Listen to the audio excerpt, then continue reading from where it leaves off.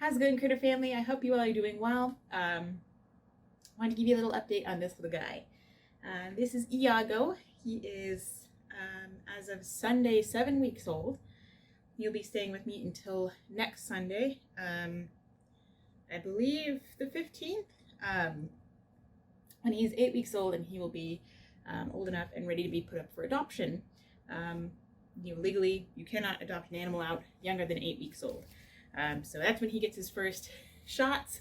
Ow, ow, ow. Okay. So I've been dealing with this little monster. He's a very good boy. But I thought I'd give you some tips of what I've learned since having a puppy again after 12 years of, not having one since Adonis. So having plenty of chew toys is very important. Having a lot of patience. He's 7 weeks old, so he is entering, the first major fear imprint stage. So he's very sensitive. He's a sensitive little guy. They say husky mix. I would assume that maybe he has some shepherd in there as well, because of those giant little ears that you can see. I just have this little glove on to cover the band-aids that, that I need on the many band-aids I have on because of him. But he's a good boy. So when it comes to his mouthing and biting, I'm particularly careful about redirecting his attention. I'm not good. I'm not one of those people who like shouts at them anyway, or I don't like to put their lips on their teeth, kind of thing. But again, he is very sensitive. So, at this very important stage in his life, we don't want to make him, really fearful of anything.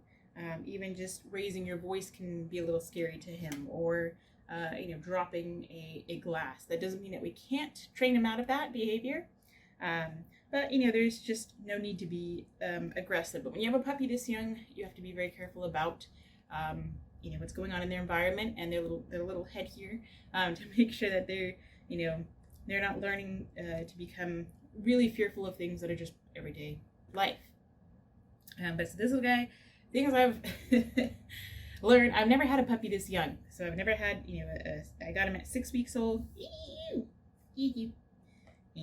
I got him at 6 weeks old. And so, he can't go outside. He hasn't been vaccinated. He has risk of parvo and lots of other illnesses. So, he uses a myriad of puppy pads, my entire bedroom, as you can probably see. Where is it? There.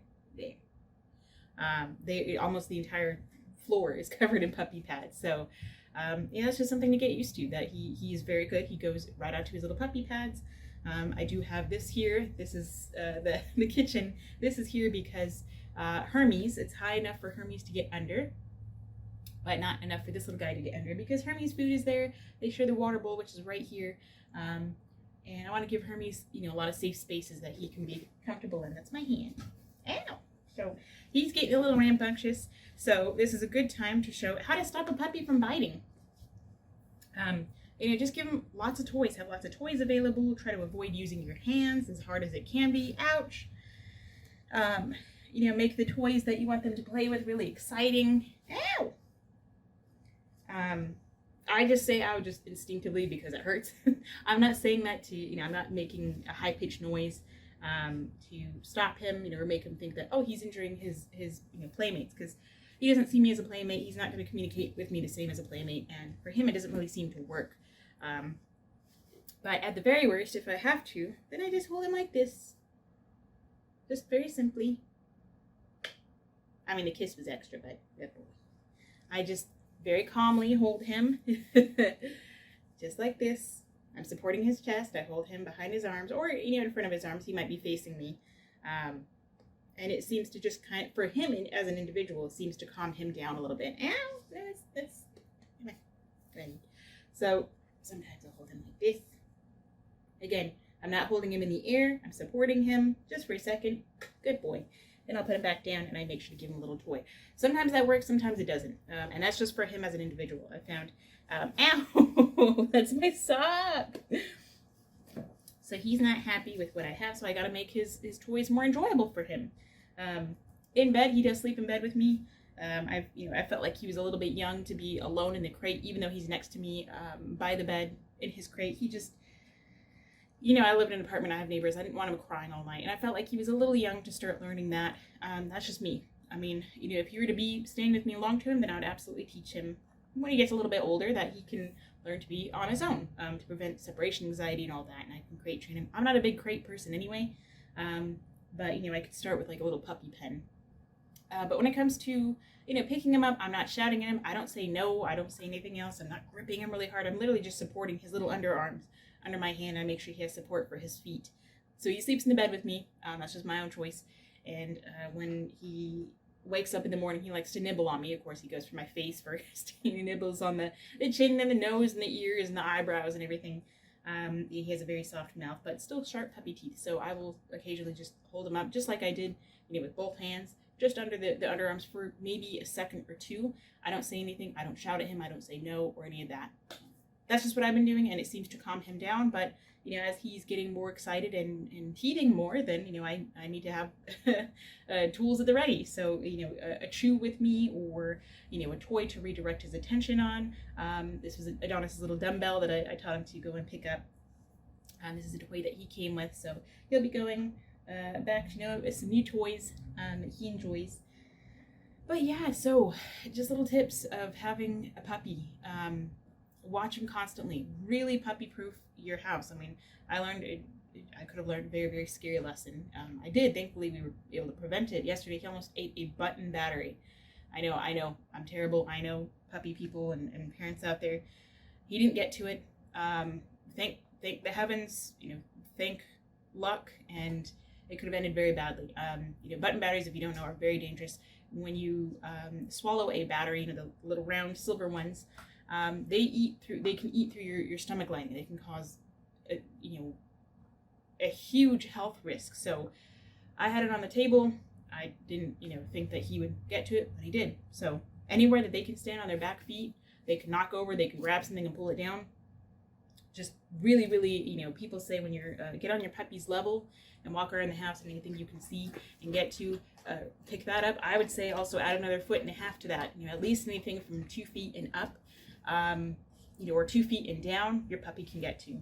So thankfully, we avoided that. He did not get to it, and I moved it very, very high on a bookshelf, and I looked around for any other wires, anything else that could be dangerous for him to get to. As far as like training goes, we haven't really. I've been really busy lately. Pet sitting, just doing drop-in visits, and he's been a very good boy. And he comes with me, and he waits in the car for the 5 or 10 minutes that I'll be in there doing the drop-in visits.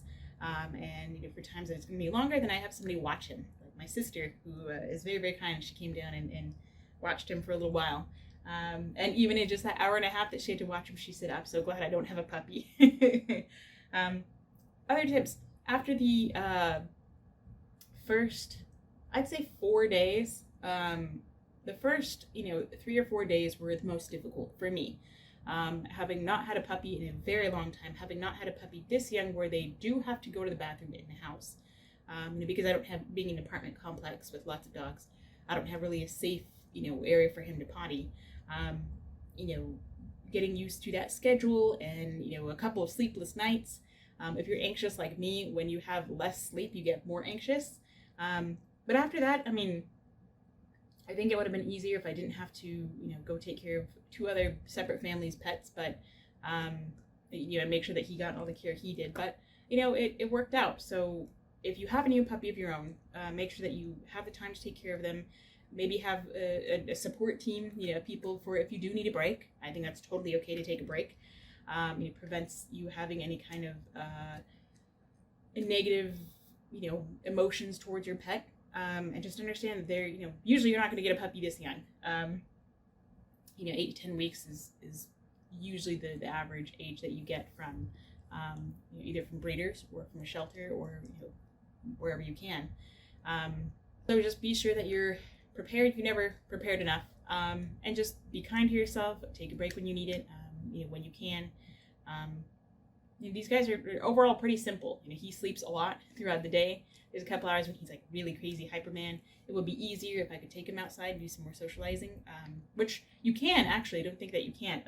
Just be very careful. Like they have little doggy strollers that if I had one, I would love to take him out and he can go rolling around.